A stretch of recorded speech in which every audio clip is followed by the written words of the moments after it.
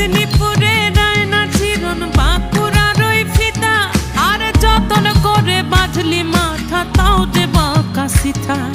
পেছ পাড়িয়া